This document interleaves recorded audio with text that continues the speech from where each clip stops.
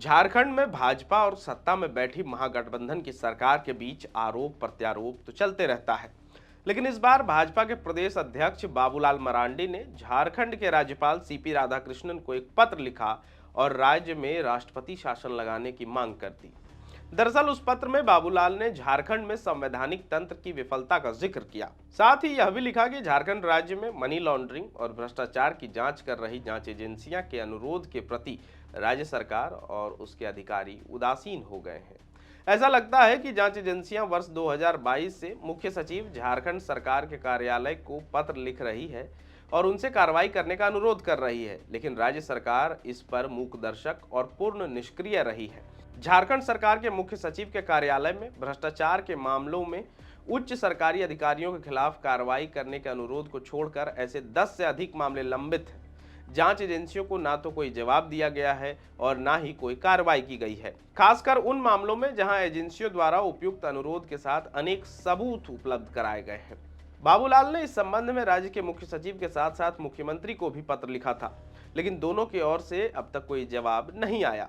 ऐसे में किसी भी व्यक्ति के लिए यह निष्कर्ष निकालना उचित है कि राज्य सरकार सक्रिय रूप से आरोपी व्यक्तियों को एक साजिश के तहत बचा रही है। इस बात का बाबूलाल मरांडी ने अपने पत्र में जिक्र किया। उन्होंने आगे लिखा कि जो मैंने पत्र में लिखा है उसमें एक बात तो स्पष्ट है कि राज्य सरकार संविधान की मूल भावना के विपरीत कार्य कर रही है, जिसके परिणाम स्वरूप संवैधानिक तंत्र टूट गया है। इन समस्याओं को लेकर बाबूलाल मरांडी ने राज्यपाल को इन सब मामलों में हस्तक्षेप करने का आग्रह किया है। साथ ही यह अनुरोध भी किया कि तत्काल आवश्यक और सुधारात्मक कदम उठाए जाए और यदि ऐसा असहयोग जारी रहता है तो राज्य में राष्ट्रपति शासन लगाने की अनुशंसा की जाए। इसको लेकर अब झामुमो भी भाजपा और बाबूलाल मरांडी पर हमलावर दिखी। झामुमो महासचिव सह प्रवक्ता विनोद पांडे ने इस मामले में बयान देते हुए कहा कि बाबूलाल रोज जनता द्वारा चुनी हुई सरकार को हटवाने का सपना देख रहे हैं। साथ ही उन्होंने कहा कि भाजपा नेता आजकल केंद्रीय एजेंसियों के प्रवक्ता बने घूम रहे हैं। आगे उन्होंने कहा कि बाबूलाल ने जनता द्वारा चुनी गई सरकार को अपदस्थ करके राष्ट्रपति शासन की मांग कर यह प्रमाणित कर दिया है कि उन्हें लोकतांत्रिक प्रक्रिया पर भरोसा नहीं है। 1 साल बाद विधानसभा चुनाव होने हैं। बाबूलाल मरांडी को चुनावी मैदान में ताकत का परिचय देना चाहिए। जनता की अदालत में सब तय हो जाएगा।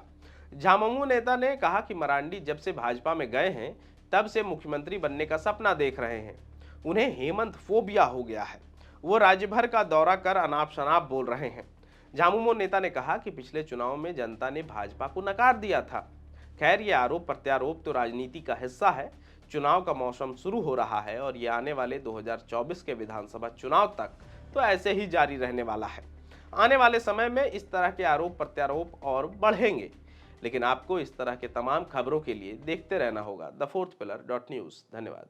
अगर आप चाहते हैं कि हमारे वीडियोस का नोटिफिकेशन आपको बिना देरी के मिलता रहे तो आप इस चैनल को फॉलो और सब्सक्राइब जरूर कर लें। बाकी आप हमारे काम को लेकर कोई सुझाव हमें देना चाहते हो तो कमेंट बॉक्स में आप सादर आमंत्रित हैं। इसके अलावा हमारे वीडियोस आपको अलग अलग ठिकानों जैसे फेसबुक, इंस्टाग्राम, ट्विटर पर भी देखने को मिलेंगे, जिसके लिंक डिस्क्रिप्शन में डाल दिए गए हैं। शुक्रिया।